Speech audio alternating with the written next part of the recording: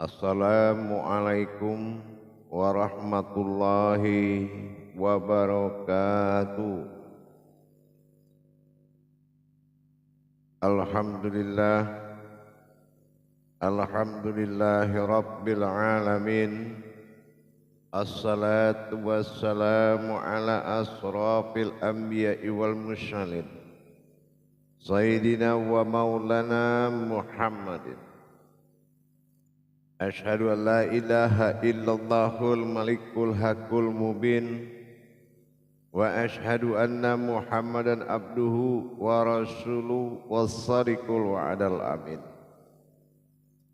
Allahumma sholli wa sallim wa barik wa karim ahzanul nabil karim ihdinil lazi min jamalika wa innal lazi min jalalika wa innahu min kitabika wa tahirin wal mujahidina amma ba'du ibadullah.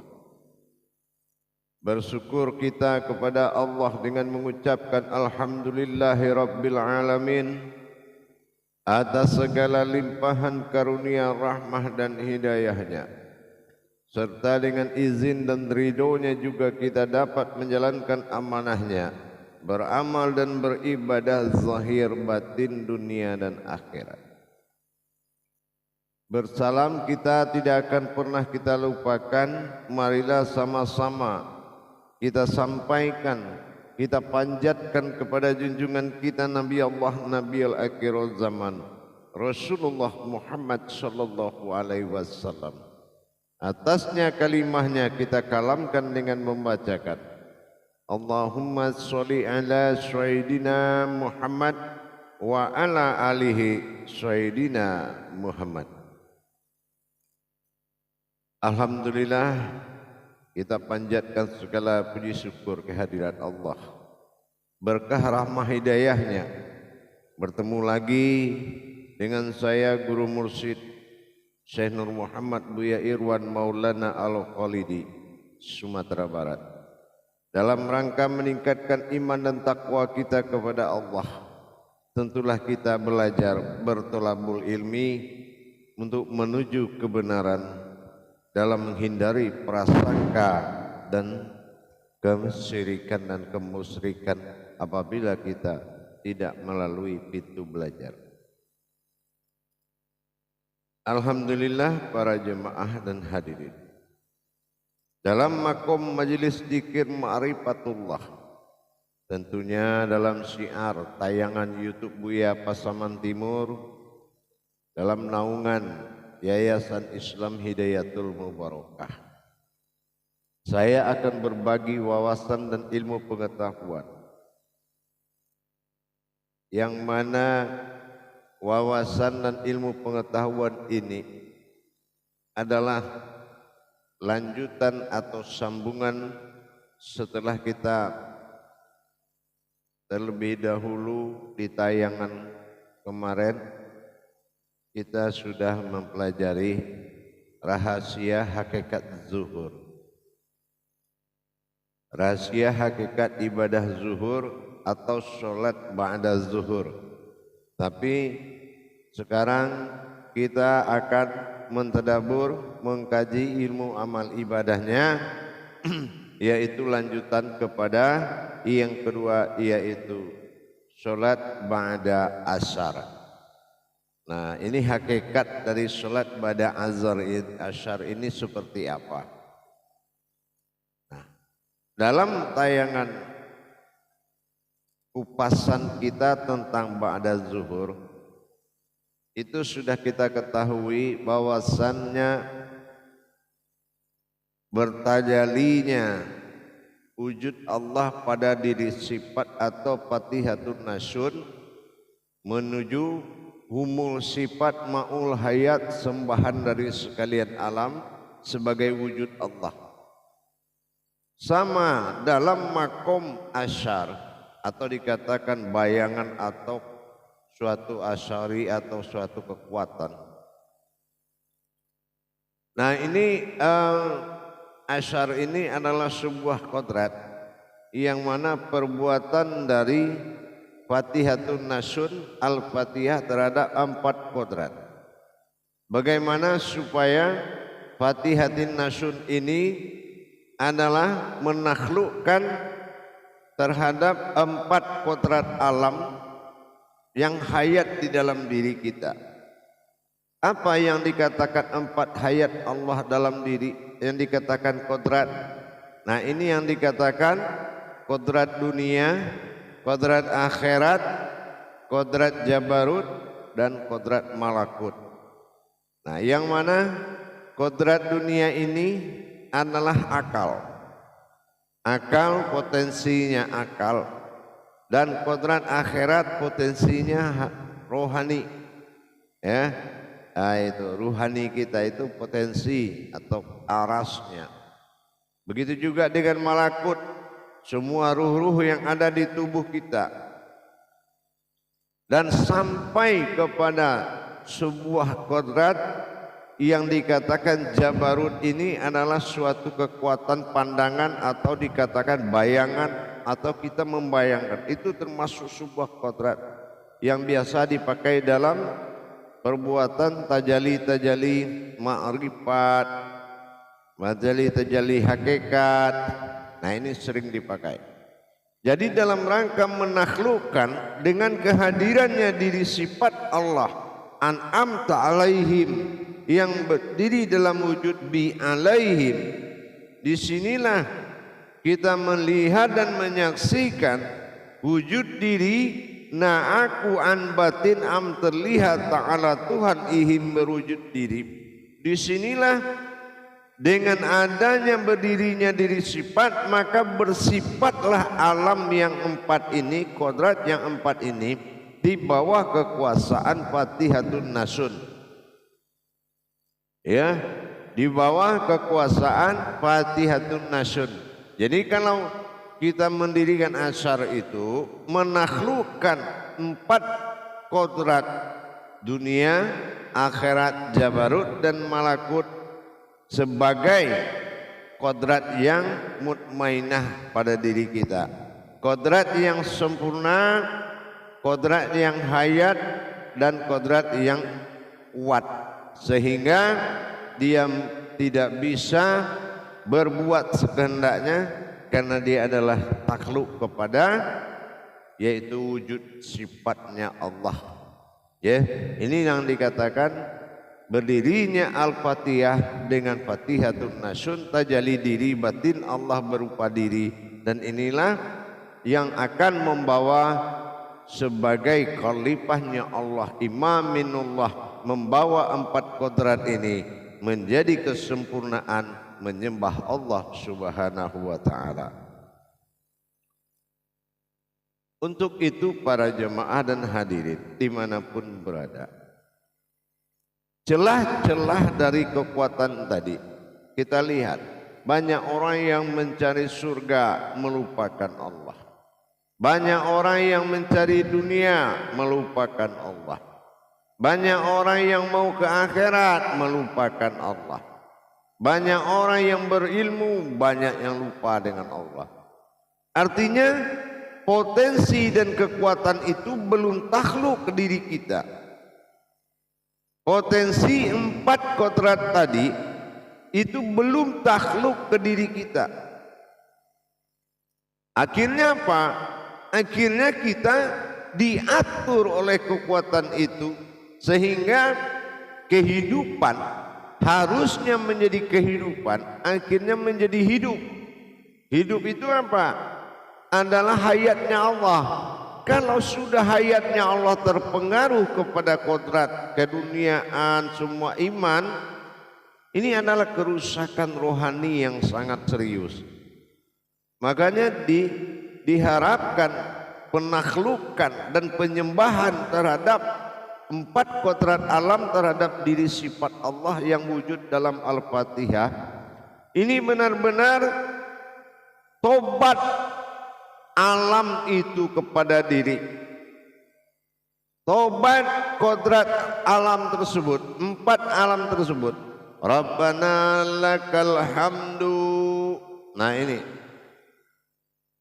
inilah yang berdiri pada diri yang sudah berdiri setelah ruku, maka disitulah alam menyembah dengan menyatakan taubatnya kepada diri sifat sebagai wujud sifat Allah berwujud diri.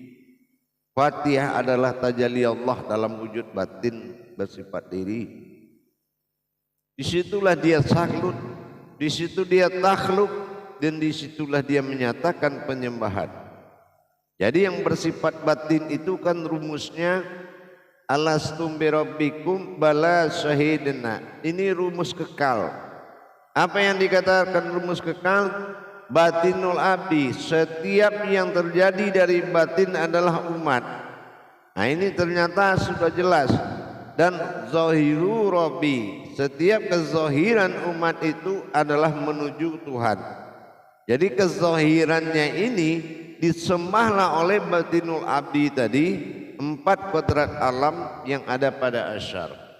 Jadi dengan kita memuliakan 7 sifat Allah dalam kodrat sifat an'amta alaihim disaksikan oleh diri sir atau diri rahasia bi alaihim, dan berdiri gagahnya dalam pelukan amin.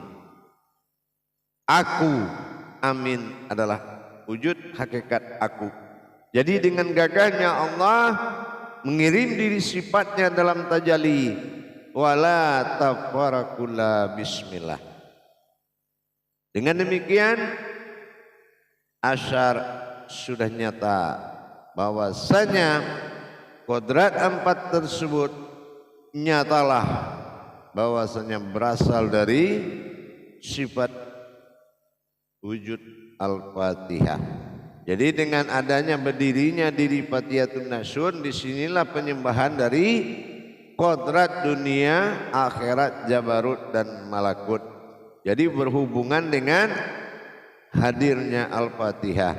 Dan ayat surah yang dibaca setelah Al-Fatihah diarahkan, dibaiatkan, diarahkan kepada kodrat yang 4 tersebut. Wujud daripada kodrat 4 tersebut ini ada pada diri kita sendiri. Nah, jadi dengan adanya Fatihatun Nasyun, bagaimana Al-Fatihah menghadirkan Allah pada diri sifat, maka tafakurlah seluruh alam dalam bentuk menyembah dan taubat. Rabbana lakal hamdu min ussamawati. Ingat itu, ya, ingat itu. Bagaimanapun rahmatan fil alamin adalah wujud daripada kodrat diri manusia, itu wujudnya. Dengan demikian asyar adalah tenggelamnya, menuju tenggelamnya pada maghrib, tentunya dengan mentaklukkan, ya, mentaklukkan masa wujud 4 tadi menjadi suatu kodrat yang menyembah kepada kodrat Fatihatun Nasyun. Nah ini yang dikatakan asyar, asyari atau bekas. Jadi dengan demikian hubungan setiap hakikat dari rakaat ini adalah berhubungan, yaitu kodrat diri dengan kodrat alam. Nah ini perjalanan, ini yang ba'da, perjalanan batin. Batin mana? Ini wujud diri yang Fatihatun Nasyun di dalam Al-Fatihah. Ini yang dikatakan wujudnya, ini yang dikatakan perjalanan. Jadi dengan memperjalankan diri batin atau ba'da, apa tujuannya? Penyembahan, ya, supaya semua alam yang dijadikan Allah menyembah kepada Allah. Wa an ya'buduna hadzal siratum mustaqim. Sembahlah aku, inilah jalan yang lurus, itulah jalan yang benar. Nah, maka dengan tajalli seperti ini semua alam akan menyembah kepada Allah Subhanahu wa taala dalam wujud tajalli batin diri Al-Fatihah, berdiri gagahnya dengan keakuannya, sehingga rahmatan fil alamin akan menjadi sembahan dari sekalian alam. Nah, berdirilah kita di situ Nah, jadikan dan nyatakan. Nyatakan kebangkitan diri Fatihatun Nasyun tadi. Bagaimana Al-Fatihah itu berdiri, berwujud diri sifat. Nah, an'amta alaihim. Nah, bismillahirrahmanirrahim. Ini perjalanan batin. Ya, ba'alif sin batin milah rahman, milah berjalan rahman menuju wujud nyata nirrahim berupa pada nyata.